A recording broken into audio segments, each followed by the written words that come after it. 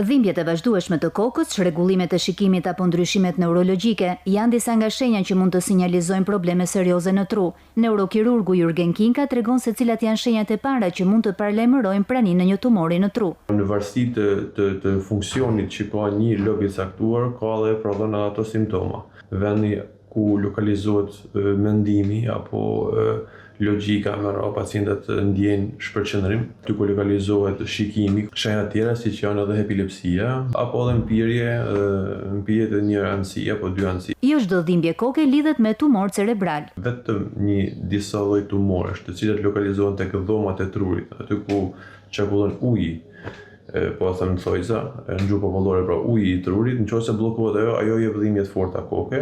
Si vendoset diagnoza dhe cilat janë mundësitë e trajtimit sot në neurokirurgji? Duhet të bëhen ekzamenimet klinike dhe neurologjike. Pastaj vazhdon me ekzaminim imazherik, siç është skaneri, pastaj vazhdon me rezonancën, me kontrast që difton nëse ne kena një tumor që merr kontrast apo jo.